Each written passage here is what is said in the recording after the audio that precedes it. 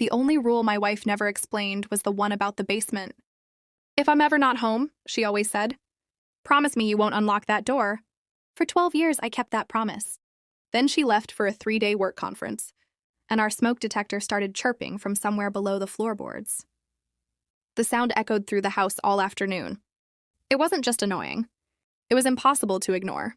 The basement key still hung inside the kitchen cabinet, exactly where she'd always hidden it in plain sight. My first thought was simple. Maybe she stored expensive antiques down there.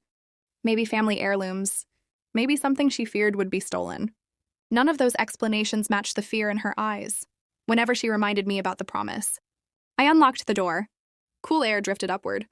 The stairs were clean, but someone had swept them recently. That surprised me. My wife hated basements.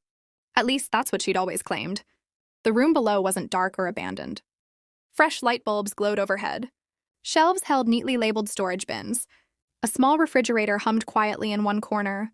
Someone had been down here often. Then I noticed something stranger. A second locked door stood at the far end of the basement. It looked newer than the rest of the house. Its handle showed fresh scratches. Someone had unlocked it many times. On a nearby table sat a mug. The coffee inside was still stained around the rim. Next to it rested reading glasses that didn't belong to either of us.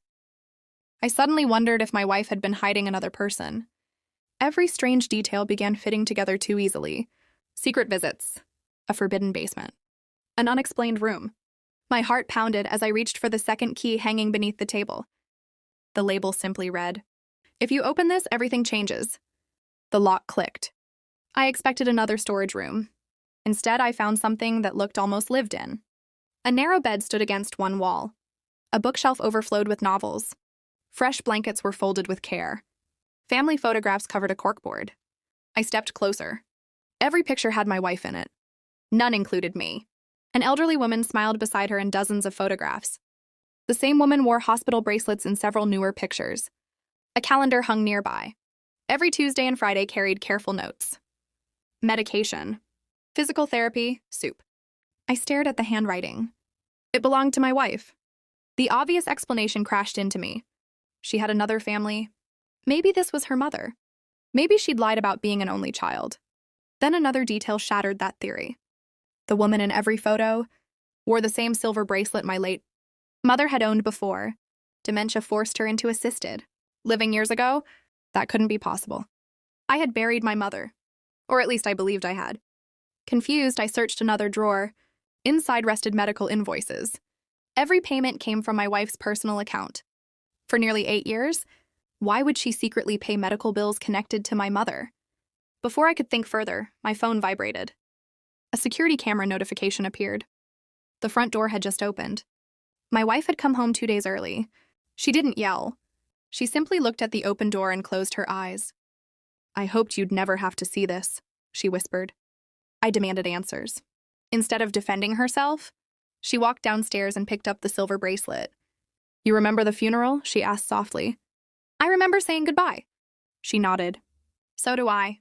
Then she showed me documents I had never seen.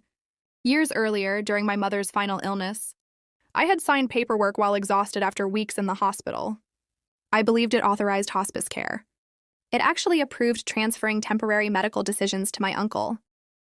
My uncle insisted my mother needed long-term treatment in another state after a catastrophic identification mistake at the care facility. The funeral I attended had been closed casket because another patient had been wrongly identified after a devastating fire. By the time officials discovered the error, my uncle refused to reopen old legal battles. He quietly kept my mother under guardianship.